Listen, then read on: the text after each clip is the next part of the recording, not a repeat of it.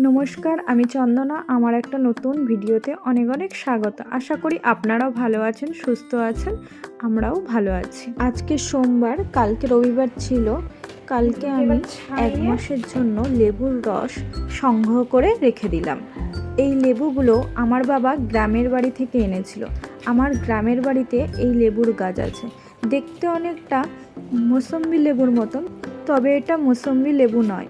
এটা খুব টক হয়, তবে একটু পেকে গেলে একটু হালকা মিষ্টি ধরনের হয়, মানে টক ভাবটা একটু কাটে।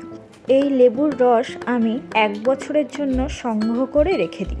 এবারে বাবা গ্রামের বাড়িতে গেছিলো, গ্রামের বাড়ি থেকে অনেক কিছুই এনেছে, তাল, লেবু, আরও অনেক কিছু। আমার গ্রামের বাড়িতে অনেক কিছুই আছে, অনেক গাছপালা লাগানো আছে, যেগুলো তাল গাছ, লেবু গাছ, আরও অনেক গাছ।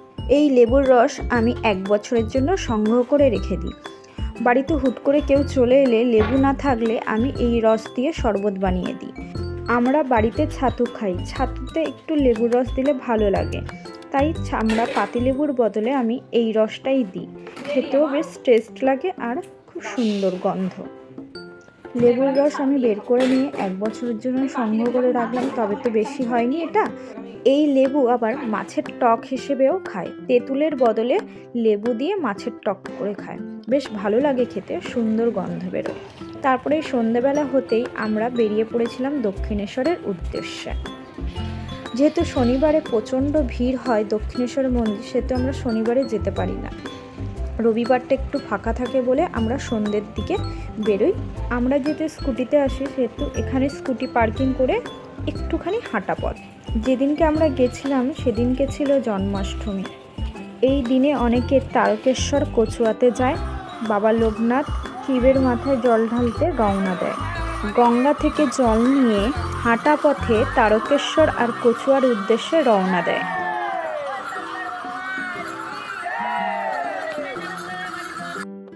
সামনের দিকে এগিয়ে এসেই ডান দিকে মিষ্টির দোকান আছে, স্টল লাগানো আছে। ওখান থেকে প্রসাদ কিনে আমরা চলে গেছিলাম মন্দিরের ভেতরে। তার আগে এখানে ফোন জমা রেখে যেতে হয়। বাঁ দিকে আবার স্টল লাগানো আছে, ওখানে মোবাইল ফোন, ক্যামেরা যদি থাকে ক্যামেরা জমা রেখে তারপরে যেতে হয়। শুধু টাকা পয়সার পার্সটুকু নিয়ে যেতে পারবে।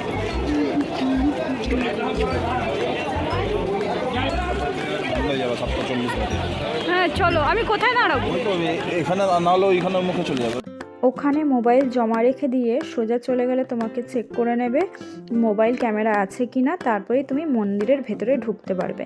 আমি যেহেতু মন্দিরের ভেতর থেকে এবার পুজো দিয়ে এবার চলে এসেছিলাম, যেহেতু ক্যামেরা নিয়ে যেতে পারিনি, তারপরেই আমি বাইরের থেকে ভিডিওটা করেছিলাম। দক্ষিণেশ্বর মায়ের কাছে এলে বা এই প্রাঙ্গণে এলে মনটাই যেন ভালো হয়ে যায়। আমার খুব ভালো লাগে এখানে আসতে। যখনই সময় পাই আমরা দুজনে মিলে এখানে চলে আসি।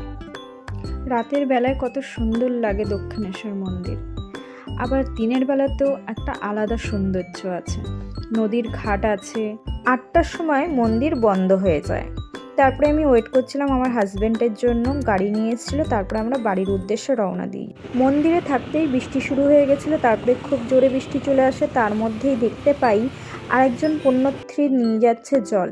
একদিকে জল আর একদিকে হচ্ছে বাচ্চা। এতদিন আমি শুনতাম, কিন্তু আজ নিজের চোখে দেখলাম, বেশ ভালো লাগলো।